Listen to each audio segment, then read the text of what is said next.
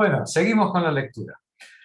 El miércoles pasado nos habíamos quedado en la página 277, en el párrafo en el que empieza a hablar Simone de Beauvoir del sistema de pensiones, de la historia del sistema de pensiones.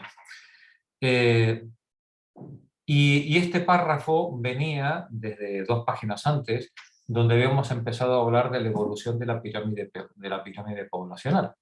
Recordad que habíamos visto cómo en el último siglo la pirámide poblacional, la pirámide demográfica que tradicionalmente nos la han enseñado con la forma de una pirámide, ¿no? Como su propio nombre indica, un triangulito con la base ancha apoyada abajo. Bueno, pues a lo largo del siglo XX y sobre todo en la segunda mitad del siglo XX, a finales del siglo XX sobre todo, esa base de la pirámide se fue cerrando y fue concentrándose la masa poblacional en las generaciones de 20 a 45 años, que en este momento están llegando a la vejez, con lo cual la pirámide poblacional característica de nuestras sociedades a partir de, por ejemplo, 1990, 2000, hasta ahora, empieza a parecerse a una pirámide invertida, ¿vale? Con una base cada vez más pequeña por el descenso de la natalidad, y una cúspide cada vez más extensa por el envejecimiento de esa población del baby boom, del periodo de posguerra, pero sobre todo por el aumento de la esperanza de vida en las últimas décadas, bueno, pues que ha hecho pues, que mucha más gente, afortunadamente, lleguemos a mayores con un estado de salud que nuestros tatarabuelos no habrían ni siquiera soñado. No habrían ni siquiera soñado.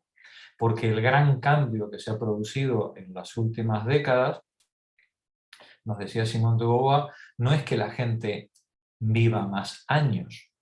Hoy un ser humano sano vive pues, los mismos 80, 90 años como mucho de expectativa por término medio que podía tener un romano, un egipcio o un hombre del Paleolítico. Lo que ha cambiado no es la edad a la que morimos sanos, lo que ha cambiado es la cantidad de gente que llega a mayor sana, ¿no? O que llega a mayor con una salud razonable.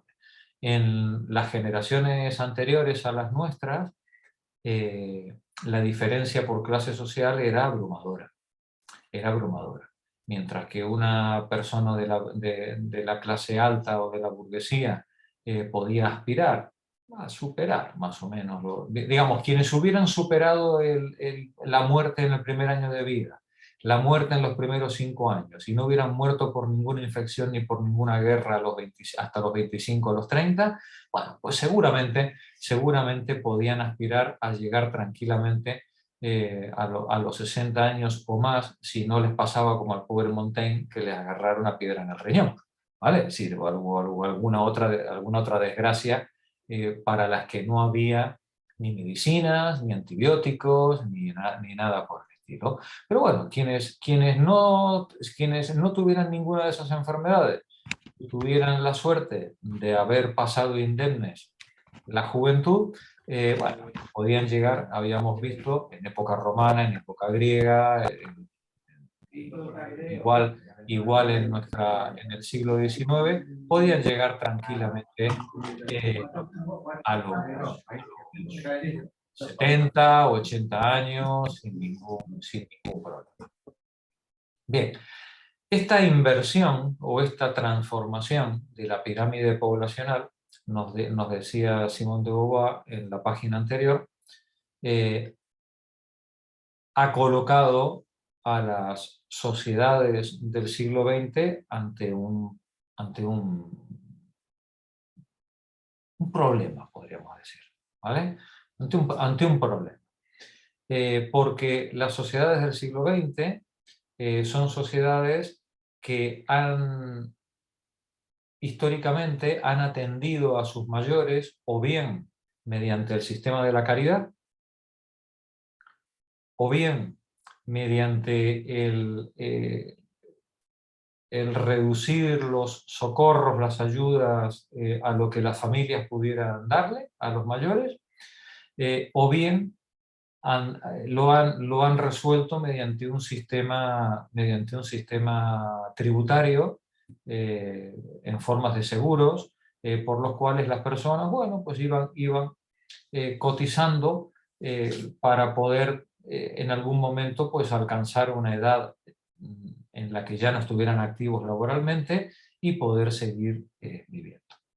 Pero fuera de una manera o de otra, fuera a través de la caridad, fuera a través de la ayuda familiar o fuera a través de un sistema tributario, la realidad, y lo vamos a ver en las páginas que vienen, es que la manera en que las sociedades contemporáneas han atendido el problema de la vejez, por no hablar de la invalidez o de otras cuestiones, ha sido el de colocar a estas poblaciones prácticamente en el pauperismo. Prácticamente en el pauperismo. Salvo los altos ejecutivos de empresa, pública o privada, y salvo los privilegiados de la élite económica de los países, la mayor parte, la inmensa mayor parte de la población anciana o desvalida de las sociedades contemporáneas ha sido, de una manera o de otra, con unas excusas o con otras, condenada a vivir en el pauperismo.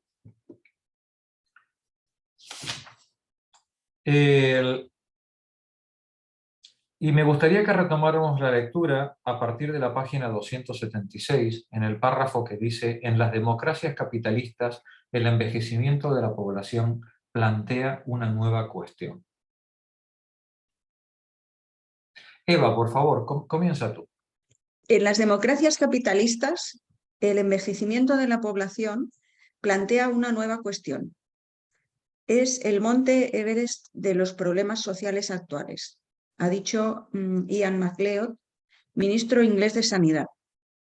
No solo las personas de edad son mucho más numerosas que antes, sino que ya no se integran espontáneamente en la sociedad. Esta se ve obligada a decidir sobre su condición y solo puede hacerlo en el plano gubernamental. La vejez se ha convertido en objeto de una política. En efecto, en la sociedad antigua, compuesta esencialmente de campesinos y artesanos, había una exacta coincidencia entre la profesión y la existencia. El trabajador vivía en el lugar de trabajo. Las tareas productivas y las tareas domésticas se confundían. En los artesanos altamente calificados, la capacidad aumentaba con la experiencia y por lo tanto con los años. En los oficios donde esa capacidad declinaba con la edad, existía dentro del sistema de explotación una división del trabajo que permitía adoptar las tareas, supongo que quiere decir adaptar las sí, tareas, que permitía adaptar las tareas a las posibilidades de cada uno. Cuando llegaba a la incapacidad total, el viejo vivía con su familia, que le garantizaba la subsistencia. Como se ha visto, su suerte no siempre era envidiable, pero la colectividad no tenía que preocuparse de él. Es decir, nos dicen, en la sociedad antigua, el señor, la señora, trabajaban hasta que ya no podían más, se mantenían activos porque la actividad laboral era propiamente parte de su vida, ¿vale? Es decir, ellos hacían eso, ¿no? Es decir, labrar, cardar la lana, es decir, ser carpintero, ¿no? Era lo que les definía socialmente e individualmente como seres humanos dentro de su colectividad. Pues bien, estas personas llevaban su profesión hasta el final, prácticamente de su capacidad, y cuando ya no podían más, quedaban recogidos dentro del seno familiar, que normalmente la familia los hijos, los nietos, continuaban con la profesión del abuelo y de alguna manera, bueno, pues el abuelo o la abuela transmitía o seguía transmitiendo o apoyando en ese relevo generacional de la profesión.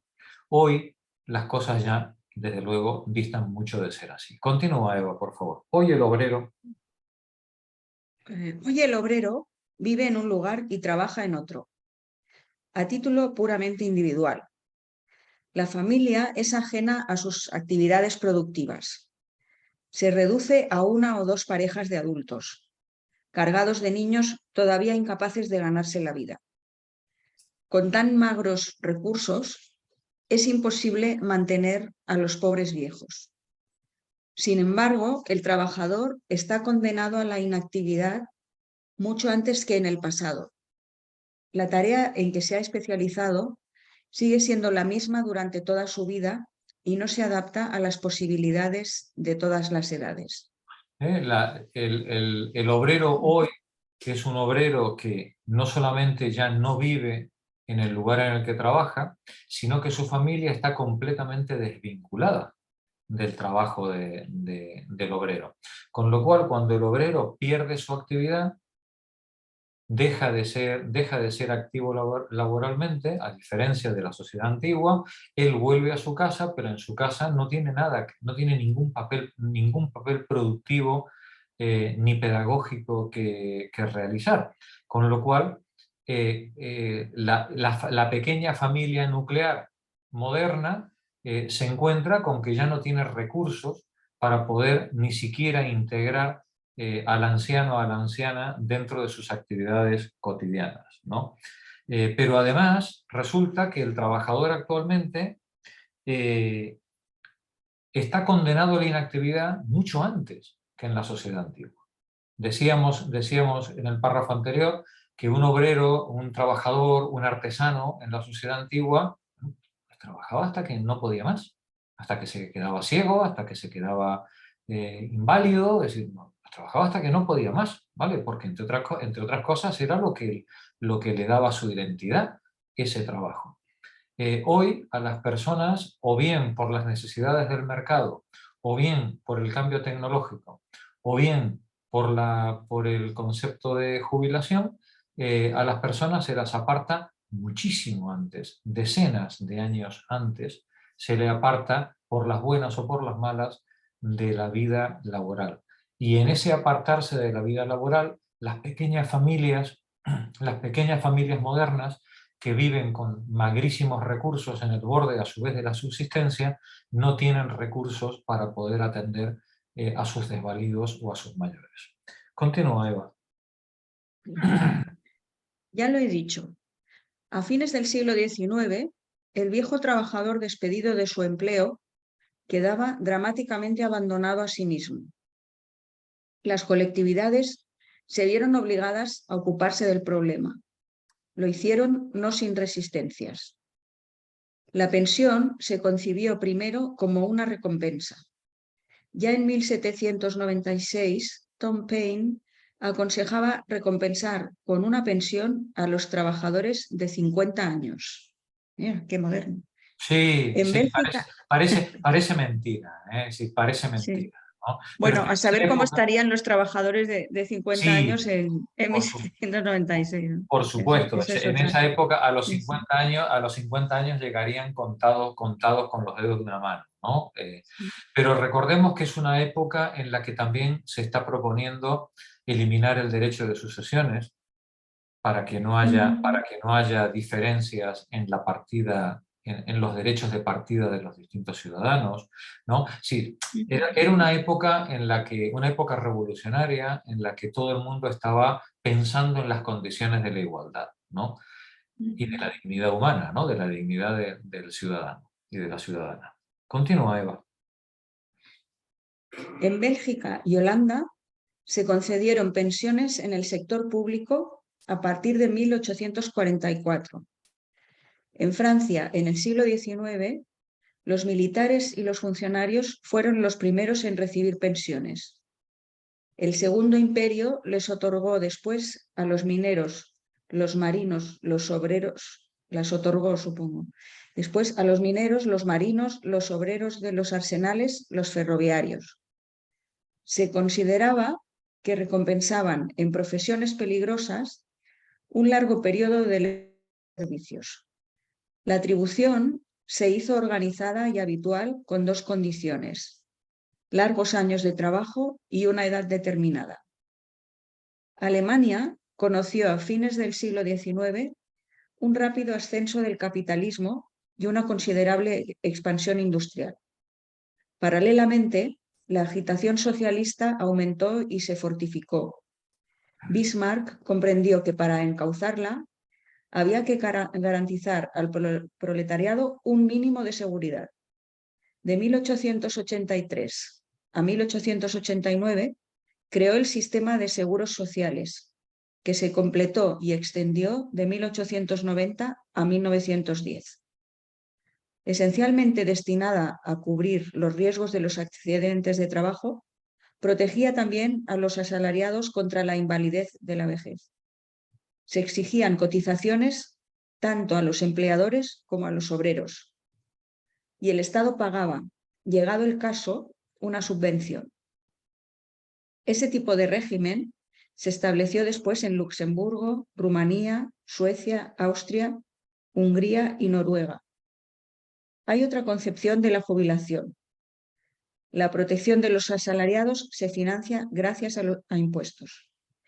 Este régimen es el que se impuso en Dinamarca en 1891, en Nueva Zelanda en 1898 y se esbozó en el Reino Unido en 1908 para adoptarse en 1925. En Francia, la ley del 5 de abril de 1910 sobre la jubilación de obreros y campesinos quedó parcialmente sin aplicarse. La jurisprudencia no se atrevió a obligar a los asalariados ni a los empleadores a pagar las cotizaciones. Fíjate, la ley del 5 de abril de 1928, modificada por la del 30 de abril de 1930, fue el primer esfuerzo serio por asegurar una jubilación a los viejos trabajadores. Era un régimen híbrido de capitalización y repartición. En 1933, cuando la CIT, La Confederación Internacional del Trabajo, ¿no?, aprobó las convenciones número 35 a 40 sobre pensiones de ancianos, había ya 28 países, 6 de ellos no europeos, que habían creado regímenes de pensiones. El 14 de mayo de 1941, en Francia, una ley acordó un subsidio especial a los trabajadores más desheredados. Fue la ordenanza del 19 de octubre de 1945, que organizó el seguro de la vejez. Fijaos todo el largo camino que se desarrolló en el periodo de entreguerras, entre la Primera Guerra Mundial y la Segunda Guerra Mundial, ¿no? Es cuando todo este tema empieza a cuajar en los estados, ¿no? Gracias, Eva. Continúa, Sara.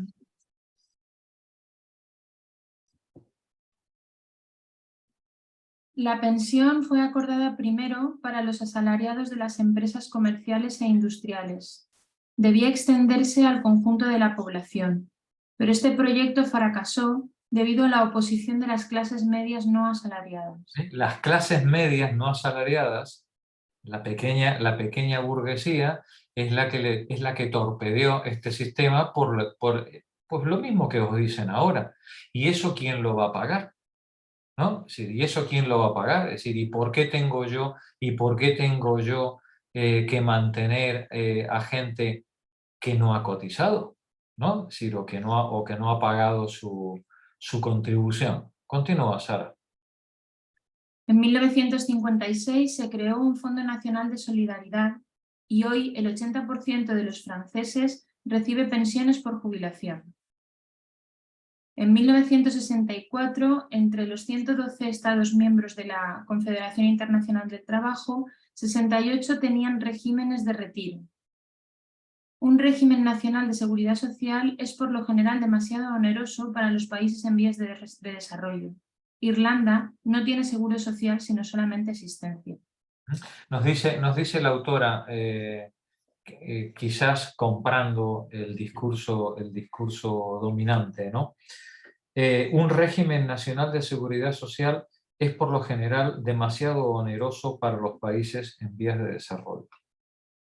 Mirad, cuando en España se hizo el Sistema Nacional de la Seguridad Social, cuando se universalizó, quiero decir, ¿no? Que fue, que yo recuerde, en la década del 80, ¿no? Fue así, ¿verdad, Magdalena? La universalización de la seguridad social, ¿vale? Recuerdo una discusión en 2010 al respecto, que en 2011, cuando Rajoy estaba intentando desmontar otra vez todo el sistema de pensiones y de seguridad social. Siempre es la misma cantinela, ¿no? Es decir, cada vez que se produce una crisis, pues vamos a ver a dónde le metemos la puñalada al sistema de pensiones o de seguridad social, ¿no? Y en ese momento le hicieron una entrevista a nuestro ínclito Felipe González, ¿no? Y Felipe González le pillaríamos el día tonto en la entrevista, porque Felipe González dice que no entendía cuál era la discusión con respecto al sostenimiento de las pensiones, ni con respecto al sostenimiento del sistema de la seguridad social. Decía Felipe González, si en 1984-85, cuando teníamos el 25% del PIB actual, fuimos capaces de poner en marcha el sistema universal de la seguridad social, ¿cómo puede ser que teniendo un Producto Interior Bruto 4 veces mayor, nos digan que no hay dinero? ¿Verdad? Bueno, es verdad que Felipe solo lo dijo en esa ocasión, ¿vale? Nunca más volvió a hablar del tema. Se ve que alguien le daría un toque y le diría, Felipe, tío, que le estás metiendo palos en la rueda al neoliberalismo, macho. Si no te metas en esos líos, ¿vale? Sí. Pero aquello fue tan simple, una respuesta tan sencilla, ¿no? Es decir, ¿cómo es posible que cuando España tenía un PIB de 225.000 millones se pudiera hacer un sistema de sanidad universal? Os recuerdo que en esa época la atención en urgencias en un hospital central, como podía ser el Virgen de las Nieves o en la Fe, escasamente llegaba a la hora. Cuando una persona llegaba por urgencias, en una hora y media salía atendido. ¿Vale? Y cuando alguien pedía cita con el médico de cabecera, normalmente en un día, como mucho, o dos, pues tenías tu cita. Y eso era, como dice Felipe, cuando éramos pobres. Sí. Y ahora que somos la quinta potencia europea, oye, pues resulta que no hay ni para pensiones, ni para seguridad social, ni para médicos, ni para atención primaria, ¿no? Es decir, qué curiosa es la matemática, ¿no? Y cómo te pone ante la realidad con solo contar con los dedos, ¿no? Bien, pues esta frase se la debemos ya os digo, a nuestro amigo Felipe, el Hermoso. Continúa, Sara.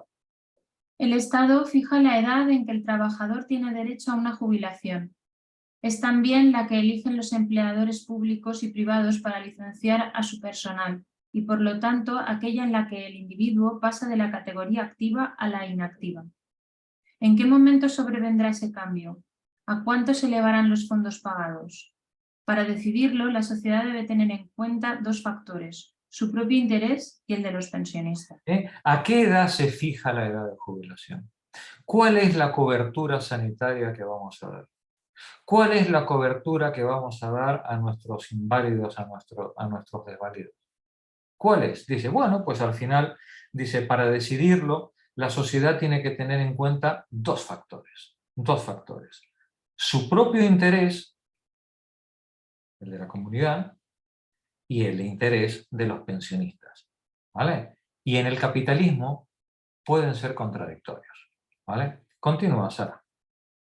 Entre los países capitalistas hay 3 que consideran como un imperativo asegurar a todos los ciudadanos una suerte decente: Suecia, Noruega y Dinamarca.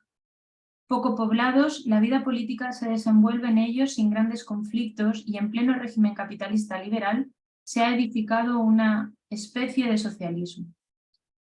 Para garantizar a cada uno la protección más completa posible, los ingresos elevados son objetos de pesados impuestos y los productos de lujo tienen gravámenes severos. Las gentes de edad se benefician de estas disposiciones, sobre todo en Suecia, que tiene un 12% de ancianos y la media de edad más elevada de Europa, 76 años. La primera legislación sobre la vejez solo data de 1930, pero el sistema de seguros cubre ahora la totalidad de la población y mejora constantemente. Cualesquiera que sean sus recursos, todo ciudadano cobra una pensión a partir de los 67 años, edad fijada para el retiro. El mínimo de base es de 4.595 coronas suecas para una persona sola, 7.150 para una pareja. Si nosotros hacemos la conversión, como veis abajo en la nota, una corona sueca es aproximadamente $1 de ese año, ¿vale? $1, estamos hablando de 1950, 1960, ¿vale? Si hacemos la conversión a hoy, hay que multiplicarlo por 8, ¿vale? Eso quiere decir que si esa persona, el mínimo de base es de 4.600, por redondear, 5.000 coronas suecas, estamos hablando de $5.000 por 8, 5 por 8, 40, estaríamos hablando del orden de 40.000 actuales, ¿vale? 40.000 actuales. Eso era, no es lo que es hoy, evidentemente, donde las pensiones en general se han degradado en todo el mundo, ¿vale? No solamente entre nosotros, ¿vale? Pero era, digamos, el punto de arranque de una sociedad que consideraba que a partir de los 67 años las personas tienen que tener una vida digna, y si para hacerlo hay que aumentar los impuestos y hay que poner gravámenes a los artículos de lujo, pues nadie se plantea que eso sea ni comunismo ni expropiación del derecho a la propiedad, ¿vale? Ni mucho menos, ¿vale? Era simplemente la manera de atender con dignidad a su propia población. Continúa, Sara. En 1960 entró en vigor un régimen de pensiones suplementarias. En total, el jubilado cobra los 2/3 de su salario medio anual, calculado con arreglo a los 15 años en que ha sido mejor pagado. O sea, en que ha sido mejor pagado, no los 15 últimos. Los 15 años que ha sido mejor pagado. Ha sido mejor pagado. Esto ya nos gustaría a nosotros también en este momento que nos dejaran elegir los 15 años de cotización, ¿no? Es decir, toda esta es una discusión que tendremos durante los próximos años porque nos van a querer quitar por todos lados, ¿no? Sí, pero bueno, ya veremos. De todos modos, recordad una cosa, el tema de las pensiones, por más de que de esto nos hablará Héctor Clark en las próximas semanas, que le he pedido que nos dé una charla sobre el sistema de pensiones español, tenemos que entender una cosa para no llamarnos a engaños. El sistema de cotización es como el sistema de opositores a un empleo o a la función pública, ¿vale? Sí, no se trata de medir el mérito, ¿vale? Se trata de cribar a los aspirantes, ¿sí? Y en el sistema de criba de los aspirantes puede estar, en el tema de las pensiones, las cotizaciones, o puede estar la edad, o puede estar los años que ha cotizado, o puede estar si son capaces de saltar a la pata coja con la pata izquierda y no con la pata derecha, ¿vale? Es decir, da igual cuál sea. Es decir, aquí de lo que se trata es de decir a quién le vamos a asignar la pensión, de cuánto va a ser de qué cuantía va a ser esa pensión, y a ver a cuántos aspirantes nos quitamos de encima, ¿vale? Para reducir el monto total que va a cubrir el Estado. Porque si las pensiones se tuvieran que pagar verdaderamente por cotización, como nos quieren hacer creer, eso quiere decir que cada español, cada española, tendría que guardar de su sueldo pues un poco de leche, de aceite, de harina, de carne, de agua, un trocito de vivienda, apartarlo en un rincón, tenerlo guardadito para que cuando llega la edad de jubilación, los pocos que han llegado vivos se reparten el conjunto entre ellos. Y eso no es así, ¿verdad? Lo que os cogen del sueldo no es harina, ni aceite, ni nada. Son cromos del coyote, ¿verdad? Son papelitos pintados que dice euro o pesetas antiguamente. ¿Verdad que sí? Bien. Porque el sistema de cotizaciones no es un sistema de ahorro, como os quieren hacer creer, en el que una generación va como la hormiguita, poniendo en una hucha todos los años un dinerito para que cuando sea mayor, entonces vas a coger, digamos, las hormiguitas que han quedado vivas, se reparten el dinero de la hucha para... Esto no funciona así. El dinero que vosotras depositasteis a lo largo de vuestra vida como fondo, como cotización a la seguridad social, no solamente se lo gastaron, se lo comieron en gambas. Y en las Islas Caimán, todos vuestros contemporáneos y antepasados. De eso no queda nada. El sistema de pensiones es un sistema en el que cada generación sostiene las pensiones de la generación anterior. El hecho de que se vincule a la cotización de cada persona el cobro de la pensión no es ni siquiera un criterio de justicia. Es un mero filtro para reducir y para eliminar la mayor cantidad de pensionistas y de suma de pensiones posible. No sé si me he explicado. ¿Vale? Ninguna generación puede vivir del pasado. Toda generación vive del presente. Y los pensionistas de hoy viven de lo que cotizan los trabajadores hoy. No de lo que cotizasteis vosotros hace 20 años. Perdón, una pregunta, Jorge, pero te estás refiriendo ahora que no está la hucha de las pensiones. Eso Es que da igual, es que es una milonga, es que la hucha de las pensiones es una milonga, ¿vale? No existe ninguna hucha de las pensiones, ¿vale? ¿Sí? Es una cuenta bancaria, Nani. Y tú no comes billetes de banco, ¿verdad que no? Vale. Como tú necesitas medicinas, tú necesitas, para poder vivir, los valores, los bienes y servicios que la generación española hoy está produciendo. Y de lo que hoy la generación española está produciendo, la que actualmente está en activo, de eso se aparta un trozo para carreteras, otro trozo para sanidad, otro trozo para educación y otro trozo para pensiones. Y otro para Casa Real, para que a la infanta no se pueda ir a estudiar a... el bachillerato internacional con idiomas, ¿vale? Sí, pero ni la infanta cotizó, ni sus padres cotizaron, ¿vale? Ni vuestras pensiones dependen de lo que vosotros habéis cotizado. El criterio que os obliga el Estado a que tengáis no sé cuántos años cotizados y vuestra pensión dependa de un porcentaje de la cuantía que habéis ido pagando a lo largo de los años pasados, no es un criterio de reparto ni siquiera de justicia. Es un criterio mero de asignación de recursos en 2023. Punto.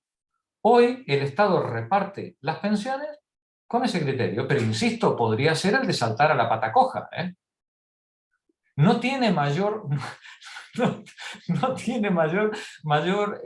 raciocinio ni una cosa que la otra, ¿eh? ¿Vale? Por eso, y decíamos hace unas sesiones anteriores, que si se quisiera terminar con esta discriminación fraudulenta, lo que habría que hacer es poner el sistema de pensiones con cargo a los impuestos generales y a los presupuestos generales del Estado, igual que la sanidad o que la educación o que cualquier otra cosa. ¿O es que los alumnos del bachillerato reciben más o menos horas de clase en función de lo que sus padres cotizaron? ¿Verdad que no?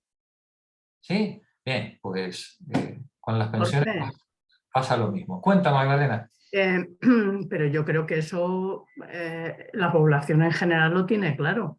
Quiero decir que tú lo estás planteando como si eso no estuviera claro, porque precisamente la derecha está atacando diciendo que como hay muy poca gente, muy poca población activa, las pensiones no se sostienen. O sea que ese discurso sí que es el que está llegando a la gente, ¿no? Que como se pagan las pensiones con lo que están cotizando los trabajadores en activo actuales.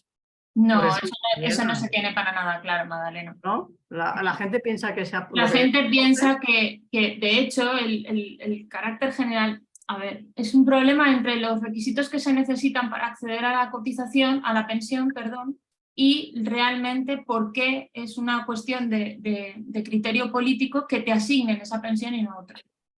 Una cosa es que tú necesites, como estaba comentando Jorge, que se necesite que cotizar 15 años y entonces te hacen un cálculo y que ese cálculo lleva unos criterios políticos que se traducen en unos requisitos administrativos. Otro muy diferente es de dónde sale ese cálculo, de dónde sale ese dinero para poderte pagar esa pensión. Eso es lo que se confunde. La gente cree porque como se te calcula según el tiempo cotizado y el importe cobrado, pues cree que eso es un ahorro que se ha hecho, que tú has pagado durante todos los años de tu vida y que de ahí sale. No están mirando, nunca miran el criterio político. Eso no va a ninguna parte que se guarde en esa hucha. Por eso se utilizan ese tipo de lenguaje, se utiliza hucha de las pensiones, caja de las pensiones. Eso no es un apartado que hace el gobierno. Y existe muy extendidamente, yo hasta hace muy poco, el criterio de que efectivamente esto es un sistema en el que, social, en el que uno efectivamente va pagando durante el cabo de su vida en activo, va pagando y con eso es con lo que luego se le va a pagar su pensión. El criterio político es otro. El criterio político es otro porque eso no va a una hucha, efectivamente, que solamente esté destinada a pensiones. Pero yo añadiría algo más, Sara, añadiría de que la gente se siente muy, vamos a ver, no contenta, pero sí está a gusto en ver estas diferencias de las pensiones, de que tu empresa ha cerrado y no has conseguido, de que te has jubilado antes, de que la tienes topada, de que el otro no la tiene topada, e incluso te diría más, si hubiera una pensión para todos, pues ya empezaríamos con la paguita y empezaríamos a que este centro bien pensante no lo vería con buenos ojos. Bueno, eso es un discurso. Pienso yo, no sé. Es un discurso que el neoliberalismo ha ganado y lo ha ganado por completo. Explicar esto conlleva muchas dificultades porque para eso, ya conlleva dificultades con el tema de la sanidad, imagínate con el tema de la pensión, que es dinero por trabajo. O sea, se ataca directamente al sistema y eso evidentemente es un discurso que ha ganado el neoliberalismo. Nadie, el trabajador más pequeño, se puede creer que si él no hubiera trabajado, ¿por qué va a recibir una pensión? Claro. Pero es que para eso, Sara, para estas cosas, para estas pequeñas cosas de la vida, siempre viene en ayuda Felipe González. ¿Vale? Yo no empecé citando al gran Felipe en vano. ¿Vale? No pongas al nombre de Felipe en tu boca si no es para algo importante. ¿Vale? ¿Qué nos decía Felipe en 2010? ¿Cómo es posible que cuando el PIB de este país era de 225.000 millones, oye, pues hubiera dinero para poner en marcha todas estas cosas, y ahora que el PIB es de 1 billón, es decir, 4 veces más, nos dicen que no hay? Y entonces, dice Magdalena, atención a cómo se hila la argumentación por la derecha, ¿vale?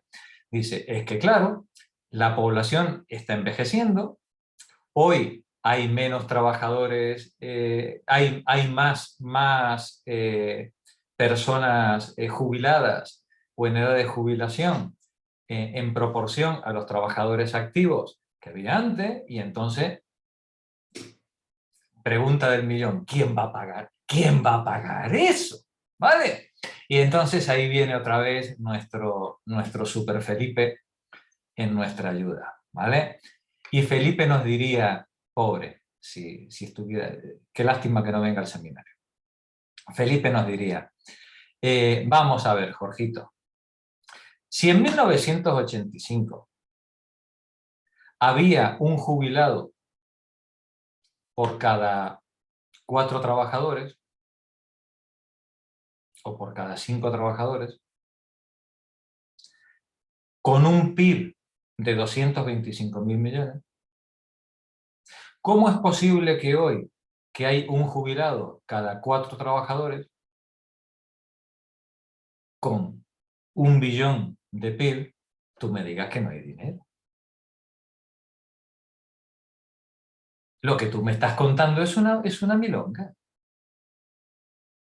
Sí, es verdad que la proporción entre personas activas y pasivas ha cambiado, pero la riqueza que producen los que están trabajando se ha multiplicado por 4. No me puedes decir. La pequeña parte de la población que ha pasado a estado pasivo no la puedes sostener. Tú eres un sinvergüenza. Aquí hay alguien que se está quedando con el dinero. Jorge, perdona, ¿puedo comentar una cosa?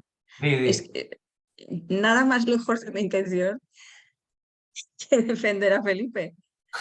Por favor. Pero yo creo que las dos cosas son verdad. Es decir, es obvio que hay unos criterios políticos y que, en fin, pues las pensiones retributivas, igual que...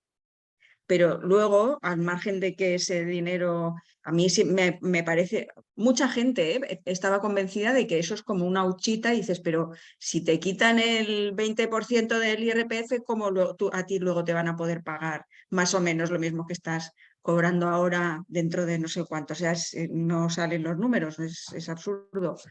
O sea, que se supone que se sostiene con las cotizaciones o con la riqueza que generan los trabajadores en activo en este momento, pero lo que tú decías, sí que se ha multiplicado el PIB seguramente, pero es verdad que cada vez la proporción de gente jubilada por población activa es más, bueno, a mí me ha tocado ser baby boom.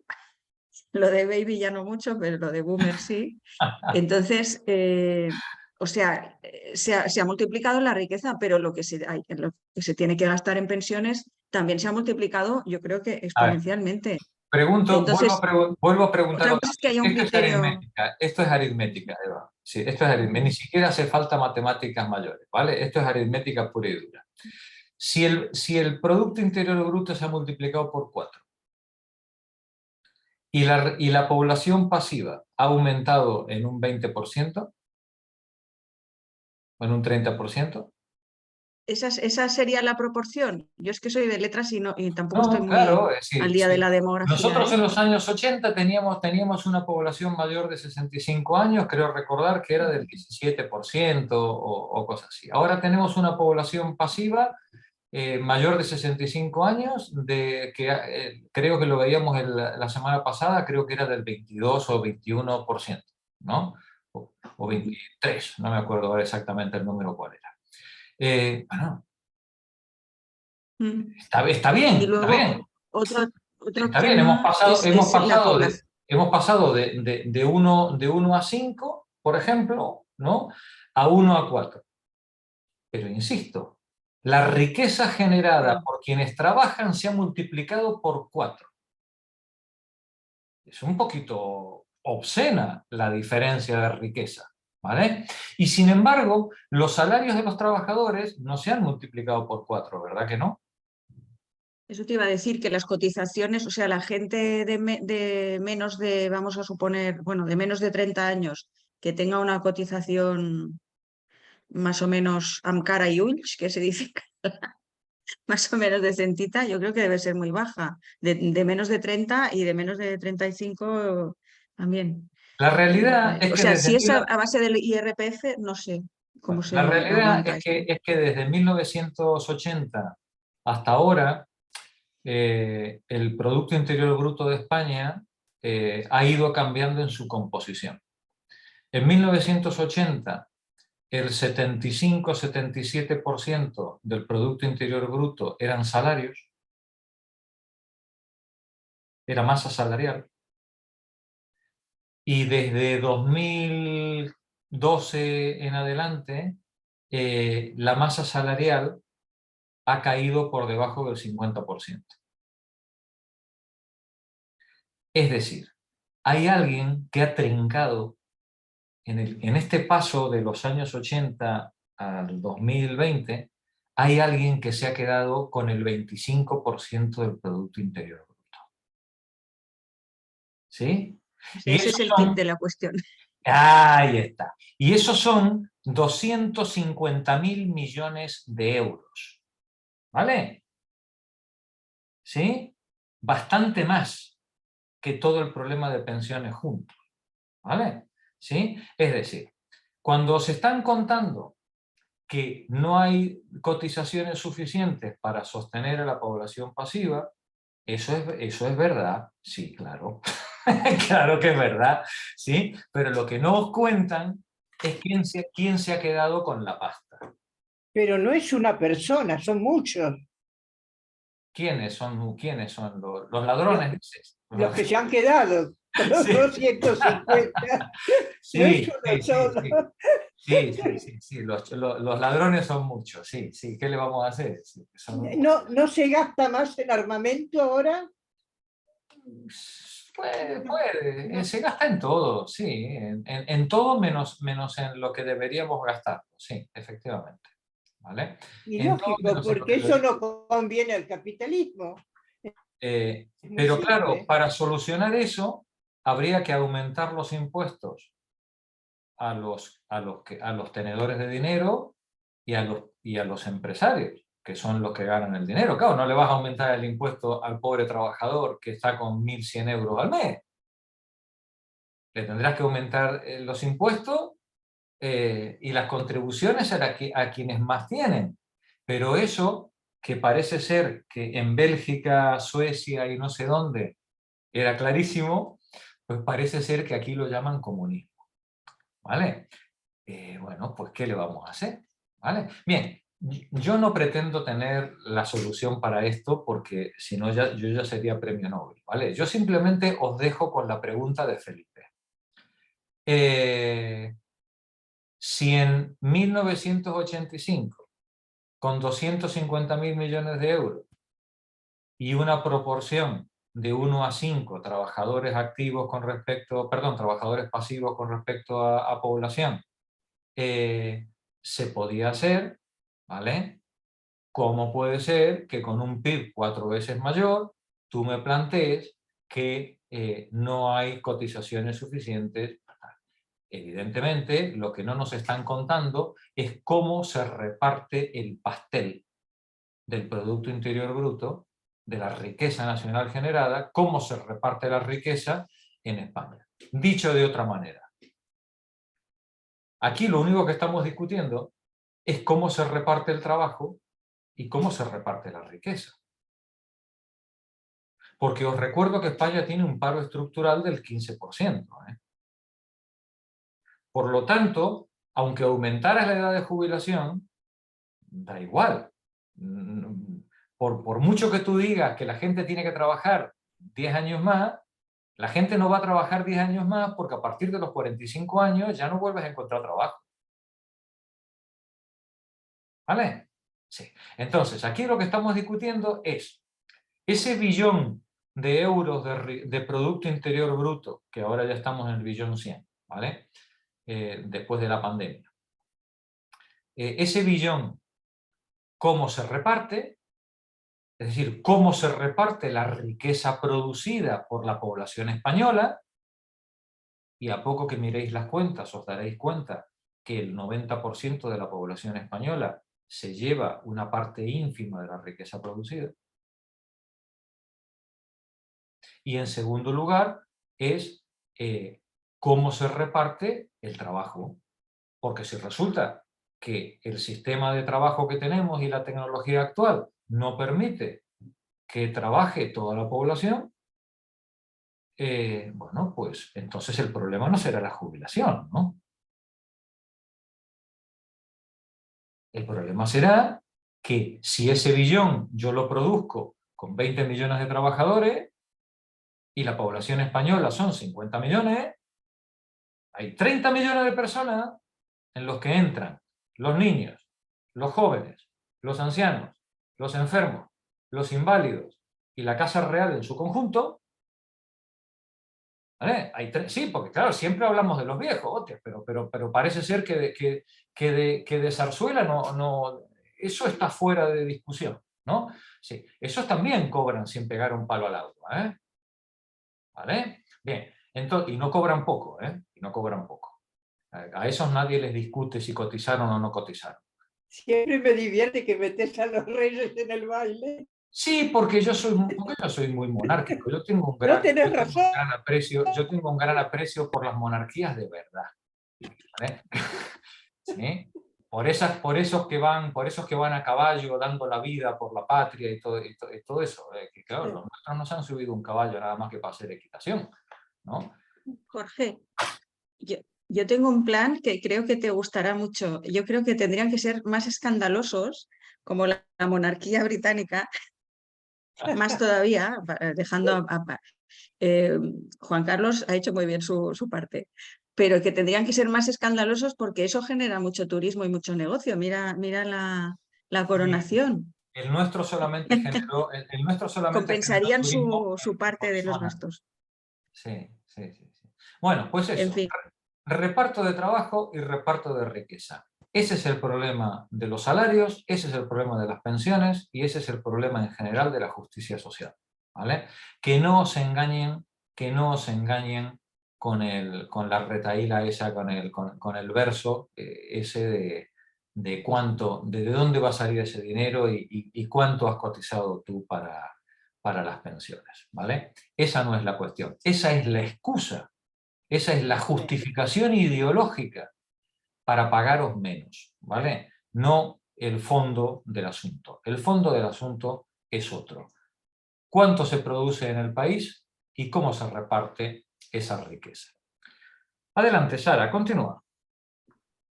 Los funcionarios y los militares de carrera cesan en sus actividades a los 65 años.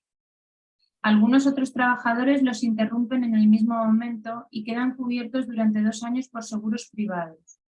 Pero en general, como las tareas se adaptan a las diferentes edades, no exigen jamás un esfuerzo excesivo, prefieren ejercer su oficio hasta el final. La jubilación es análoga en Noruega. La situación es análoga en Noruega, donde el límite de edad es de 70 años. Y en Dinamarca, donde es de 65 a 67 años para los hombres y de 60 a 62 para las mujeres. No sabía que había diferencia en cuanto a hombres y mujeres en esto. Será para compensar los sacrificios de... Sí. Creo recordar, perdón, que en Italia también existe. Sí. En Italia también existe una diferencia de que se jubilan antes las mujeres y ellos lo explican, porque a mí me lo explicaron unos amigos italianos. ¿Y es porque están asumiendo la doble carga o no tiene que ver con eso? Sí, la doble carga y que la mujer pues siga joven para cuidar al chico. Esa es la teoría de por qué nos morimos más tarde, porque tenemos que estar estudiando. Claro, es un problema de responsabilidad, Pepa. Totalmente. Claro, supongo que dependerá de cómo esté establecido ese sistema, porque si está establecido como cotización. Ahora el nuestro, claro, como ahora el nuestro, tienes menos oportunidades. O sea, aún te pauperizan más al cabo de tu tiempo. Sí, porque de todo, ya veremos, Sara, en las páginas siguientes, que las mujeres de media cobran la mitad que los hombres. ¿Vale? Sí. Entonces, si puedes elegir entre los 15 años que más hayas cobrado, aún tira. No sé. Claro. Habría que eso no será tan... Pero piensa que la sociedad de mitad del siglo XX es una sociedad muy patriarcal, muy machista, en la que la mayoría de las mujeres ha hecho trabajos esporádicos fuera de casa y salvo que sean funcionarias de alto nivel, que será una minoría, la élite de la administración, el resto ha cotizado muy poco. Ha cotizado muy poco. Claro, pero si encima te dejan menos tiempo para poder cotizar, pues aún tendrás menos valor de tu pensión. Digo yo, ¿no? Ya le preguntaremos a Héctor si sabe cuál es la historia de estos sistemas. Las Adelante. cosas son muy diferentes en los países capitalistas. En los otros países capitalistas. Se tienen en cuenta casi exclusivamente los intereses de las economías, es decir, del capital y no los de las personas. Eliminados muy pronto del mercado del trabajo, los jubilados constituyen una carga que las sociedades basadas en el lucro asumen con tacañería. Permitir a los trabajadores que permanezcan activos mientras puedan y después garantizarles una vida decente es la solución correcta. Jubilarlos tempranamente, asegurándoles un nivel de vida satisfactorio, es también una opción válida. Pero las democracias burguesas, cuando privan a los individuos de la posibilidad de trabajar, los condenan en su mayoría a la miseria. En Francia, en particular, la política adoptada con respecto a la vejez es escandalosa. Inmediatamente después de la guerra se hizo un esfuerzo por elevar la natalidad y se dedicó gran parte del presupuesto a las prestaciones familiares. La vejez quedó sacrificada. El gobierno, que tenía clara conciencia de ello, creó el 8 de abril de 1960 una comisión de estudio de los problemas de la vejez, presidida por Laroque, que publicó un informe sobre la cuestión con resultados nulos. Gracias, Sara. Magdalena, continúa tú, por favor. La edad de la jubilación es de 65 años para ambos sexos en Bélgica, Alemania Occidental, Luxemburgo y los Países Bajos. En Austria, el Reino Unido y Grecia es de 65 años para los hombres y 60 para las mujeres. El límite es generalmente más bajo para los mineros. Suele serlo también en el ejército, la gendarmería, la aviación civil, los transportes, la enseñanza primaria. La enseñanza primaria. ¿Qué le harán los niños a esos pobres profesores? Continúa. En Francia, la jubilación se ha fijado a los 55 años para la policía y los maestros primarios, que pueden aplazarla hasta los 60 si lo desean. A los 60 años para muchos funcionarios y en particular el personal docente. A los 65 para otros, por ejemplo, los que trabajan en la prefectura del Sena. En muchas empresas privadas, el reglamento interno fija en 65 años la edad de la jubilación. En unas pocas, 3% contra el 97%, a los 60 años. A veces no hay reglamento. Los retiros se sitúan alrededor de los 65 años. Ciertos regímenes de asistencia presuponen que la vejez equivale a incapacidad de trabajo y la jubilación es una ayuda acordada a los necesitados. Así, se prohíbe al que la percibe cualquier trabajo retribuido. Hasta 1968, en Bélgica no tenía derecho más que a 60 horas por mes de trabajo pagado. En la actualidad se le acuerdan 90. Otros países estiman que es un deber de la colectividad hacerse cargo de los trabajadores viejos. La acumulación pensión-trabajo es autorizada sin reserva en Francia, Alemania, Luxemburgo, Países Bajos y Suiza. Yo creo que en España no. Yo creo que en España es incompatible. Ya, apuntároslo para preguntas. Aquí no es viable. Es incompatible, ¿verdad? No, sí, claro. Incompatible. Continúa, Magdalena. De hecho, es incompatible incluso con una pensión por incapacidad. Efectivamente. O sea, tú percibes una pensión por incapacidad, aunque sea parcial, y cuando tú percibes la jubilación tienes que escoger, bueno, no puedes cobrarla. Claro, muy bien. Los jubilados aprovechan, si pueden, esta tolerancia. Una encuesta relativa a 2.500 personas hecha en Francia en julio de 1946 por el Instituto Nacional de Estudios Demográficos estableció que el 29% de ellas trabaja un promedio de 25 horas semanales, a veces en un sector relacionado con el de su actividad anterior. Los profesores dan lecciones, un inspector de contribuciones se convierte en asesor financiero a título privado. Se ha calculado que hoy, para ir tirando, más de un tercio de las personas de más de 60 años y un cuarto de más de 65 hacen pequeños trabajos, sobre todo las mujeres, que se dedican a la limpieza. Se les pagan tarifas inferiores a las sindicales. Es decir, son explotados triplemente. Exactamente. ¿No? Es brutal, ¿no? Es decir, se les paga una pensión misérrima, tienen que trabajar un poquito un poquito no, 25 horas o 30 horas a la semana, vamos, eso es lo que trabaja un cajero de supermercado en una superficie, ¿no?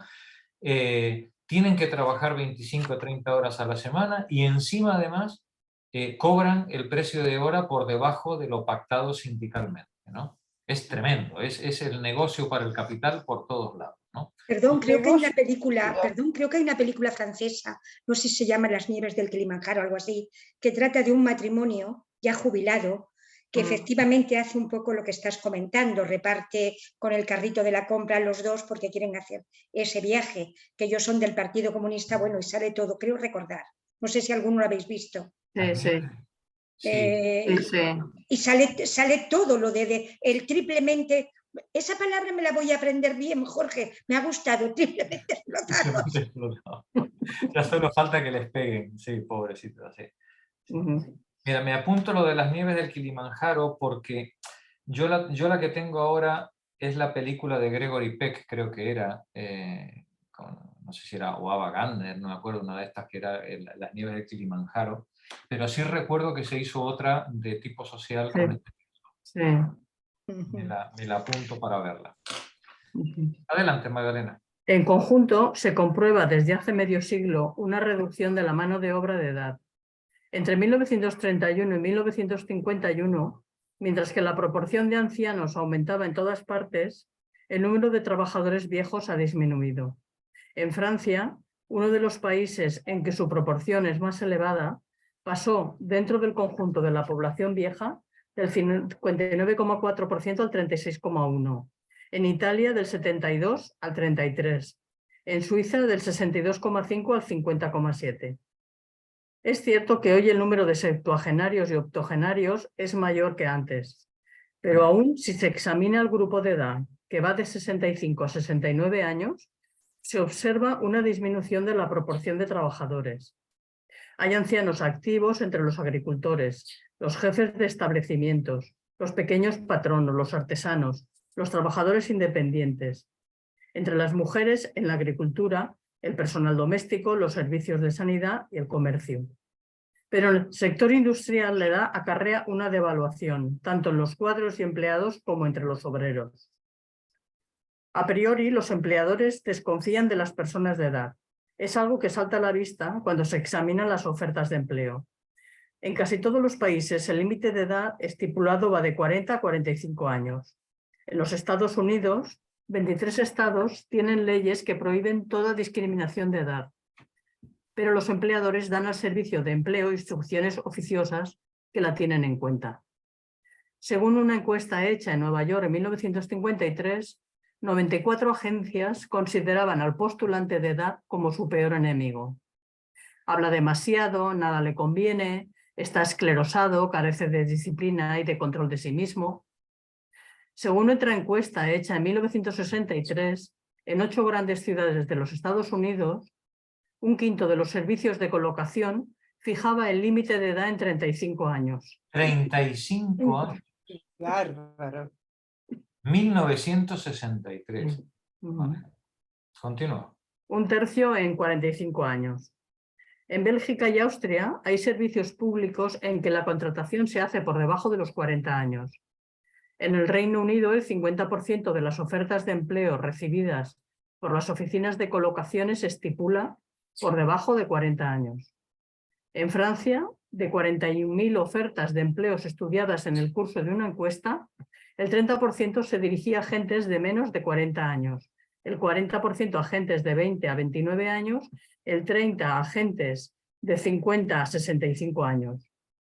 En los diarios norteamericanos, el 97% de los anuncios fija como límite 40 años. En Francia, según otra encuesta, el 88% de los anuncios exigían menos de 40 años. En Bélgica, en el 80% de los casos, figuraba la misma cláusula. Esta discriminación se observa en casi todas partes, aún en periodo de pleno empleo. Desde luego, cuando dos firmas se fusionan, cuando por una razón cualquiera una empresa reduce su personal, Resultan despedidos los ingenieros, los cuadros y los empleados de más de 40 años. Cuanto más vastas son las empresas, más rápidas son las cadencias de trabajo, más racionalizadas y normalizadas, y mayor es la impaciencia por eliminar a las personas de edad. Las fábricas situadas en el campo conservan su mano de obra más tiempo que las que se encuentran en un centro industrial urbano. Las mujeres de edad sufren aún más que los hombres esta discriminación, aunque su esperanza de vida sea superior. Por lo demás, este fenómeno no es nuevo. En 1900, una mujer de 45 años y un hombre de 50 tenían suma dificultad para encontrar trabajo. En 1930, en Nueva York y en el conjunto de los Estados Unidos, del 25 al 40% de las empresas solo contrataban personal por debajo de cierta edad. En 1948, el 39% de las empresas procedían de la misma manera. El hecho es muy general. Gracias, Magda. Elida, continúa tú, por favor. En consecuencia,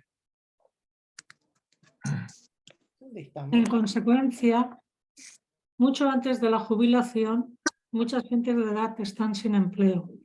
En periodo de crisis, cuando aumenta el número total de desempleados, la proporción de desempleados de edad disminuye. Aumenta en las épocas de pleno empleo. Los obreros de edad pagan las consecuencias del desempleo residual. Y una vez licenciados, ya no consiguen volver a colocarse.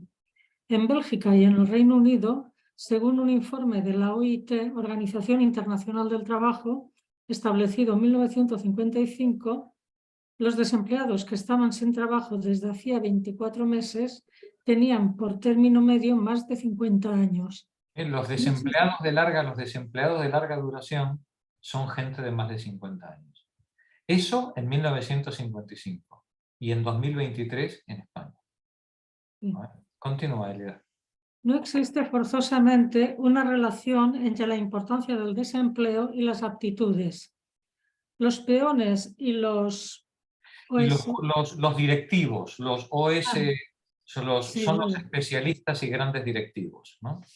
Los peones y los directivos son los más afectados, pero además la modernización de las herramientas ha llevado a suprimir puestos de gran especialización. Los jóvenes acaparan los trabajos de oficina, abandonando a los hombres de edad las tareas penosas y malsanas. Estos se ven obligados a disminuir sus exigencias en materia de salario, índole y condiciones de trabajo.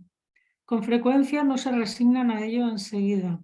Cuando terminan por acceder, se encuentran económica, social y moralmente disminuidos. ¿Qué razones alegan los empleadores? ¿Son válidas? Numerosas encuestas han tratado de responder a estas preguntas. En Francia, Fernand Boverat estudió 250 empresas que totalizaban 68.700 obreros. Según la mayoría de los empleadores, la edad provoca una disminución del vigor muscular y de la agudeza auditiva y visual. Una minoría señalaba además menor destreza, menor resistencia a la fatiga, al frío, al calor, a la humedad, al ruido, a las trepidaciones.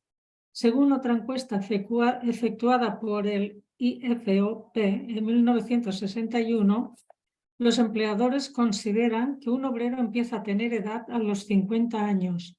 Pierde mucha de su eficacia porque ya no sabe adaptarse a las situaciones nuevas. Su fuerza y su rapidez son también menores.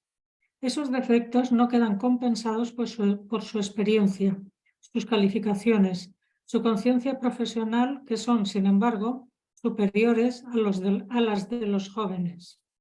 En las mujeres, la capacidad declina más rápidamente que en los hombres. La edad de envejecimiento varía según las profesiones. Los mineros son viejos antes que todos los demás, entre 46 y 47 años. Los contables más tarde que todo el resto, hacia los 60 años. Los cuadros de edad tienen menos dinamismo que los jóvenes. En todas las profesiones, los trabajadores de edad carecen de interés por lo nuevo. La rutina perjudica su rendimiento. Según encuestas hechas en Inglaterra, los obreros mantienen el mismo rendimiento y tienen menos accidentes después de los 50 años. Pero pasados los 65, el 25% de los hombres y pasados los 60, el 40% de las mujeres padecen trastornos patológicos que afectan su movilidad, la mitad como resultado de enfermedades cardiovasculares. Una reciente encuesta hecha en Gran Bretaña concluye que el 85% de los jubilados examinados que habían llegado a los 65 años eran en realidad incapaces de proseguir su trabajo, aunque pretendieran lo contrario. Un seminario celebrado en diciembre de 1966 en Heidelberg llegó a conclusiones análogas. Un relator declaró que la proporción de trabajadores de edad incapaces de lograr el mismo rendimiento o de ejecutar el mismo trabajo que antes ha aumentado recientemente. Pero este punto ha sido a menudo objeto de controversia. No hay una gran diferencia entre las posibilidades de un hombre de 60 años y las de un hombre de 50. La fuerza muscular alcanza su máximo a los 27 años. A los 60 ha disminuido en 16,5%, es decir, solamente un 7% con respecto a las gentes de 48 a 52 años. En cuanto a la habilidad manual, la rapidez varía poco de los 15 a los 50 años. Entre los 60 y los 69, el tiempo de ejecución exigido aumenta el 15%. Es decir, si tenemos pérdidas de rendimiento de entre el 7 y el 15%, ¿eso justifica excluir a una persona de su actividad profesional porque ya no da los rendimientos que se esperan de él? ¿O lo que es erróneo es el sistema de trabajo que espera unos rendimientos que no son aptos para la diversidad de las personas a las que tiene que dirigirse? Ese es el problema.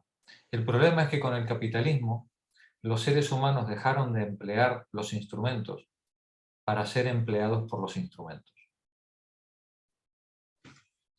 Los seres humanos, desde que se inventó la industria, dejaron de ser artífices utilizadores de herramientas para ser alimentadores de herramientas.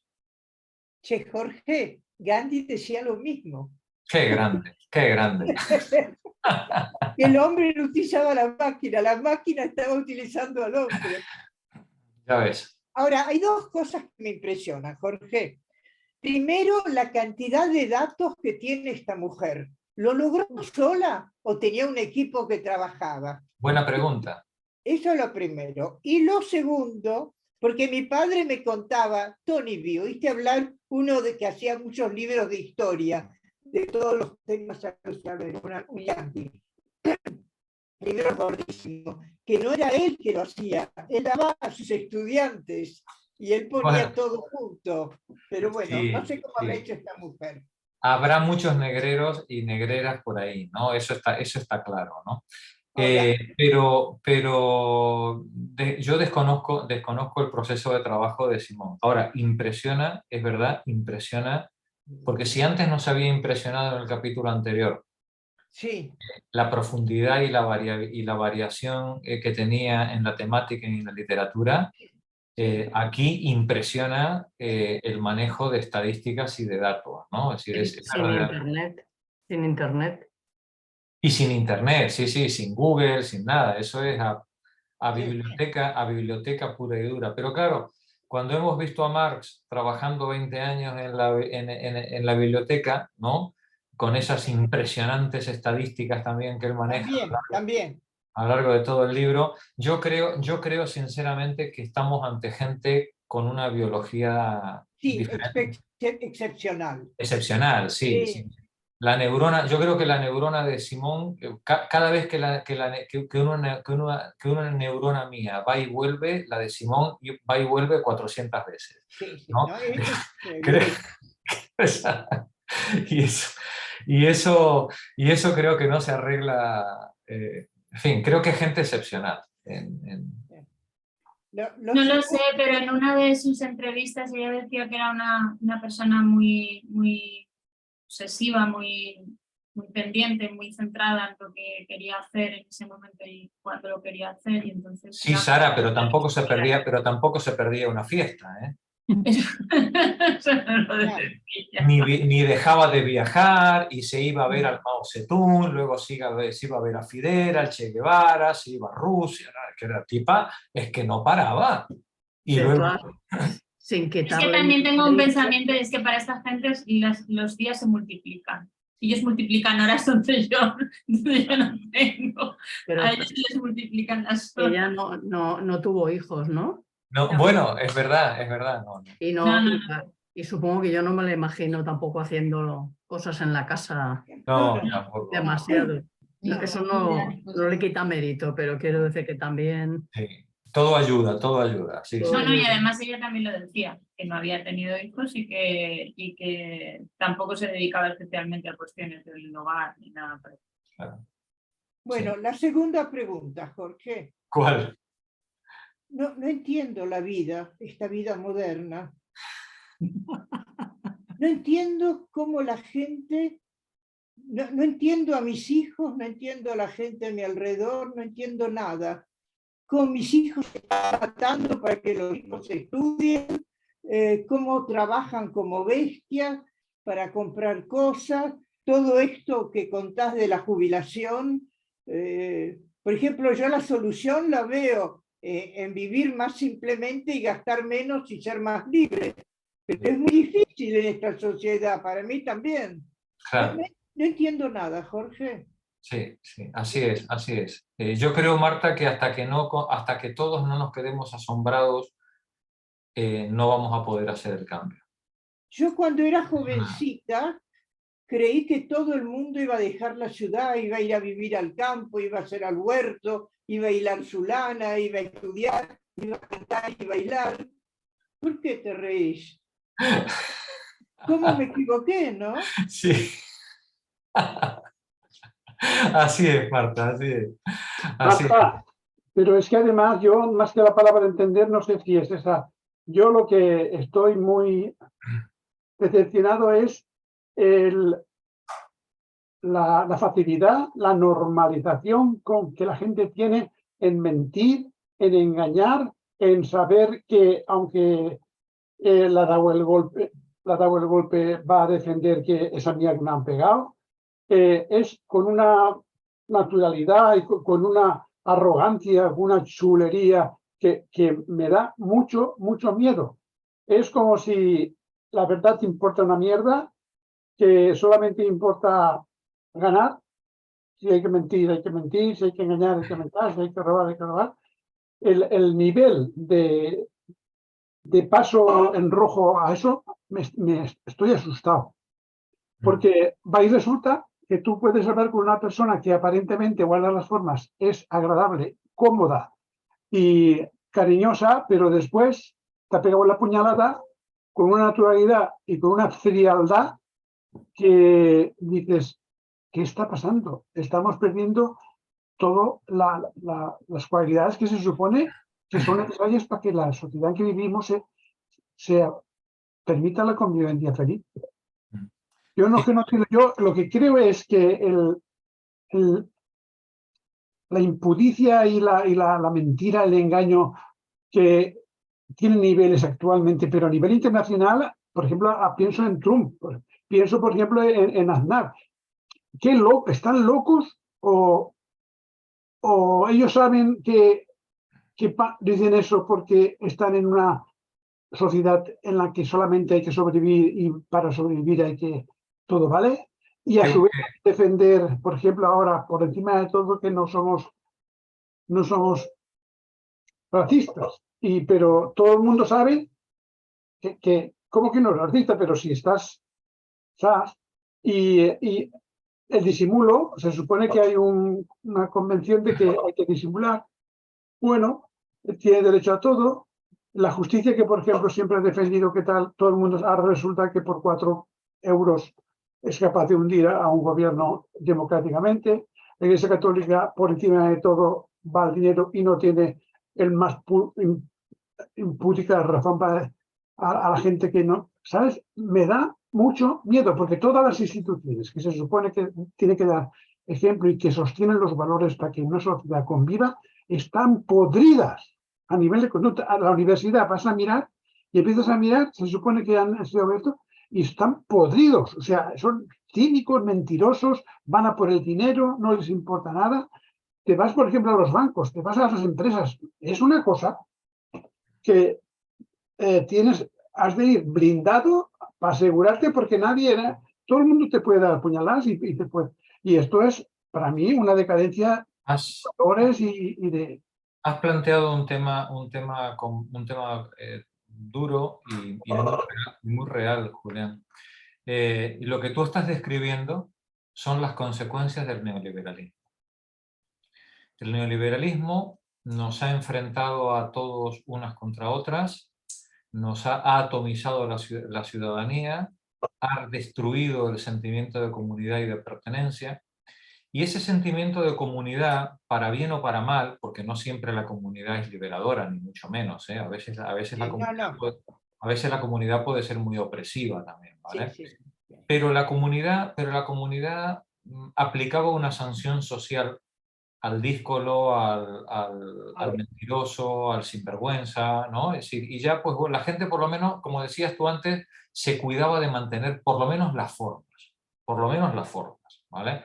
El neoliberalismo ha deshecho esos vínculos comunitarios y ya no le debes nada a nadie más que lo que la policía y el juzgado te impongan. Y esa pérdida del sentimiento de lo comunitario acarrea o trae automáticamente una disolución de los vínculos con las personas que tienes al lado. Y si ya no tienes ningún vínculo para quien tienes al lado, ¿qué nos decía Sartre en la primera parte del capítulo? ¿Cómo era? Yo necesito, para que una sociedad pueda funcionar, yo necesito que se dé una cierta reciprocidad que se exprese a través de una complicidad en los fines. Sí. Pero si resulta que los vínculos comunitarios han quedado deshechos, los fines del otro no tienen nada que ver con los míos y el otro se transforma en un mero instrumento para mí. Ya no hay nada que hacer junto con el otro. Es una cosa que la uso, la exploto y la desecho igual que cualquier piedra, árbol, río o lo que sea. ¿Vale? Todo esto son las mieles que nos ha dejado estos 50 años de neoliberalismo salvaje y lo que nos queda y lo que todavía tendremos que ver y lo que nos queda por ver. Sí, porque cuando una sociedad se disgrega de esta manera y solamente queda vinculada por el vínculo policial, es grave. ¿vale? Todavía nos queda, digamos, lamentablemente me parece que hasta que cambiemos de ciclo todavía vamos a tener que ver cosas peores todavía que estas que tenemos delante. Pero bueno, ahí estamos, leyendo a Simón para enseñarnos a construir una sociedad mejor. Elida, continúa, por favor. Es cierto que estas cantidades son abstractas. Solo se refieren a sujetos sanos y la edad suele acarrear trastornos patológicos. Es más interesante observar el resultado de encuestas sobre grupos de individuos bien determinados. En Noruega, en 1951, después de examinar a 5.000 asalariados de la industria, los médicos estimaron que entre los de 60 a 64 años, 82,6% eran capaces de trabajo completo, 7,3% de trabajos livianos, 2,3% de trabajo parcial y que 7,7% hubieran debido jubilarse. Entre 65 y 69 años, las proporciones eran respectivamente 81,5%, 7,7%, 2,1%, 8,7%. Después de los 70 años, 80,7%, 40,1%, 2,8% y 12,4%. Es decir, que quienes sobreviven, quienes consiguen llegar a mayor edad, de forma general también pueden seguir haciendo una parte de la actividad. Y entonces la pregunta es, ¿por qué desechamos a nuestros mayores. Porque una cosa es exigirles que trabajen a destajo y otra cosa es impedirles que puedan mantenerse activos laboral e intelectualmente.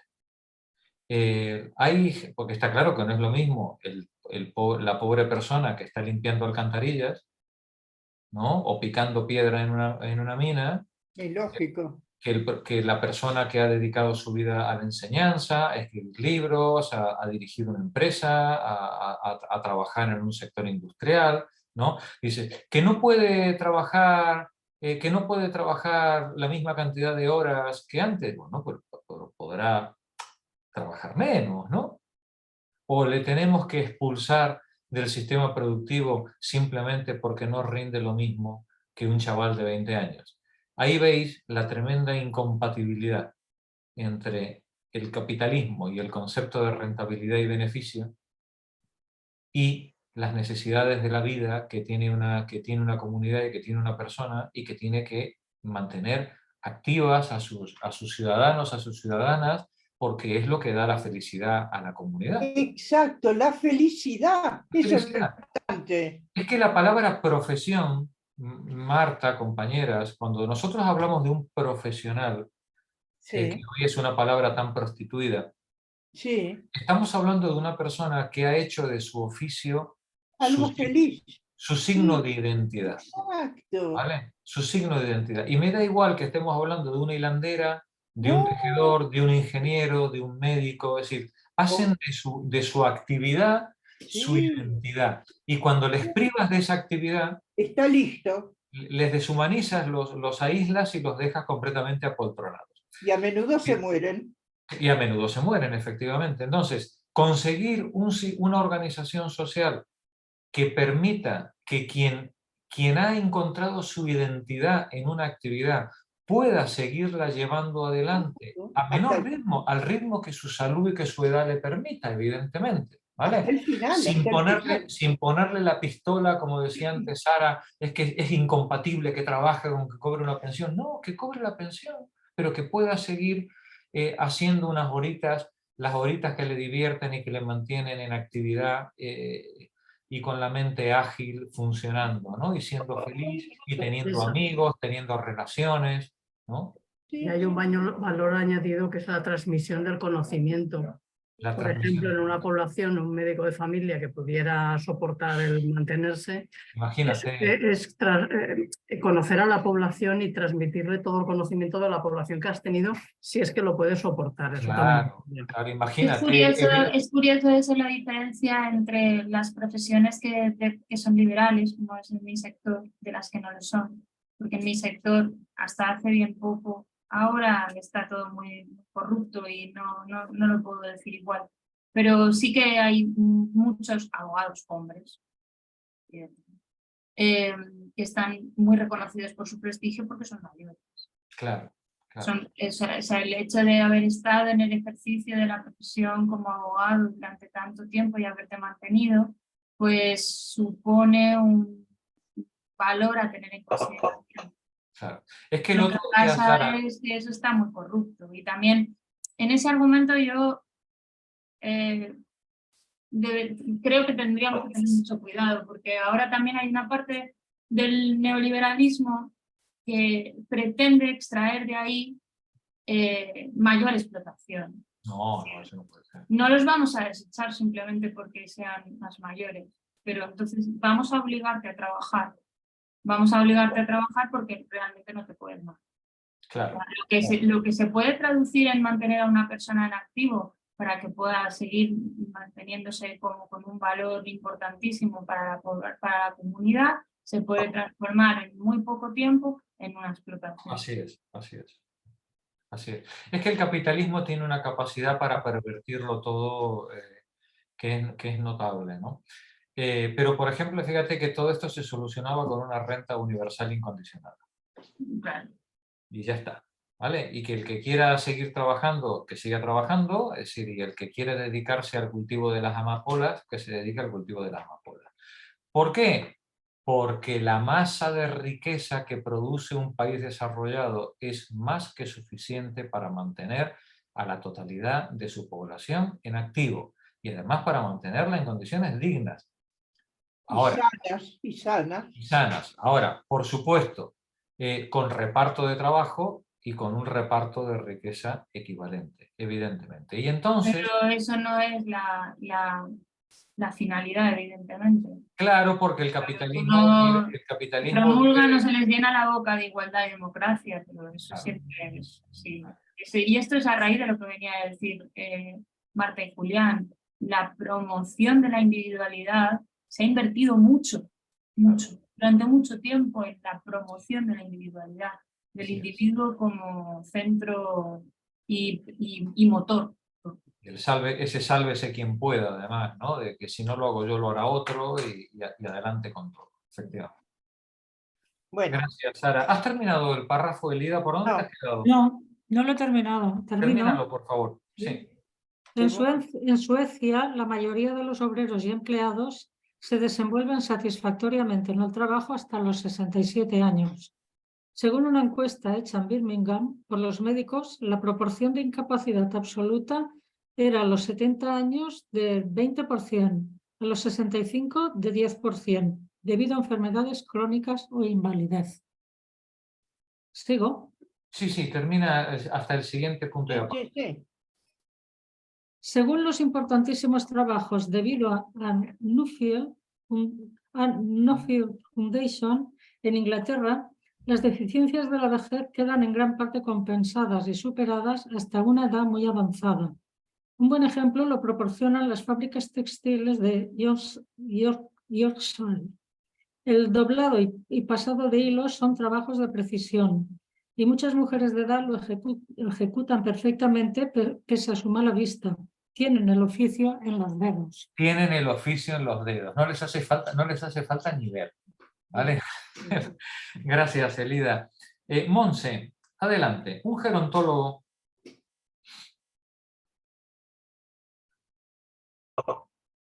Un gerontólogo me contó el hecho siguiente.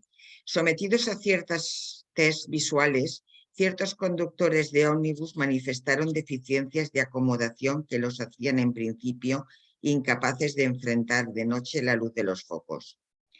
Pero cuando se los observó en el camino se advirtió que muchos conducían de noche tan bien y aún mejor que los que con arreglo al examen de laboratorio eran aptos para hacerlo.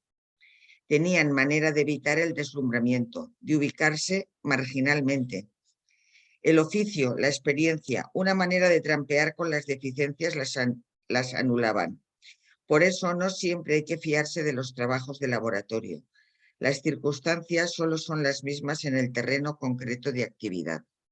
Dice, la estadística podrá decir lo que quiera, pero la realidad es que las personas nos vamos haciendo mayores y dice, vamos trampeando con nuestras deficiencias y buscando caminos alternativos para irlas compensando. Y como la experiencia es un grado, y eso no lo arregla ninguna agudeza visual, ¿vale? Como la experiencia es un grado, si yo puedo ir trampeando mis deficiencias, la experiencia sigue haciendo su camino y me sigue permitiendo ser eficaz, óptimo en mi trabajo, ¿no? Continúa, Monse. Un informe inglés de 1947, referente a 11.154 trabajadores de más de 65 años, estableció que, salvo para los oficios muy penosos como el del minero, hay poca diferencia de rendimiento entre los trabajadores de 50 y los de 59, entre los de 60 y los de 69. La eficacia sigue siendo muy elevada. En el Congreso de Gerontología, celebrado en Londres en 1954, un relator, Patterson, concluía comparando a los trabajadores más jóvenes con los de 50 años. Su rendimiento cuantitativo es aproximadamente el mismo y su trabajo de mejor calidad. Para la jubilación sería preferible la edad de 70 años a la de 60. Una encuesta referente a 18.000 empleados mostró que, lejos de aumentar, el ausentismo disminuye con la edad. La Nuffield Foundation, examinando el caso de 15.000 obreros de edad, estableció que durante la última guerra, el 59% de ellos había prolongado su actividad anterior y trabajaba tan bien como antes de los 65. Según la misma encuesta, Los obreros de edad están disminuidos cuando su tarea los obliga a cambiar continuamente de movimiento, cuando exige fuerza, cuando el tiempo está rígidamente medido como en el trabajo en cadena. Los que exigen conocimiento, cuidado y dejan una cierta latitud temporal les convienen. Por lo general, en la industria se reconoce el trabajo que cumplen. Tienen mucha más conciencia profesional. Se estima que con la edad aumentan gusto, regularidad del ritmo, método, puntualidad, atención concentrada y vigilante, buena voluntad, disciplina, prudencia, paciencia y trabajo bien terminado.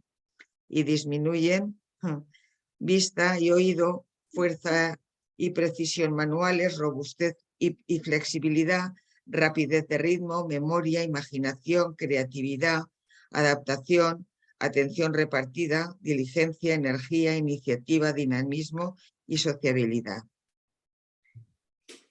Por lo general, se admite que lo que es difícil para las personas de edad es iniciarse en tareas nuevas. Una encuesta efectuada en 1950 en Inglaterra mostró que ejecutaban muy bien trabajos, incluso penosos, a los que estaban habituados, pero que se adaptan mal al cambio. Porque no pueden trampear. Digamos, cuando tú conoces, cuando tienes la rutina, cuando es algo que tú has hecho toda la vida, aunque sea algo penoso, desagradable, bueno, pues vas trampeando, pero claro, cuando te cambian de trabajo y te colocan ante algo nuevo, ya no hay trampa que valga, ¿no? Sí, entonces te sientes incómodo, ¿no? En esa posición. Adelante. Pero también sobre este punto está abierta la discusión. Durante la guerra, Canadá, los Estados Unidos e Inglaterra emplearon en las fábricas a un gran número de viejos obreros.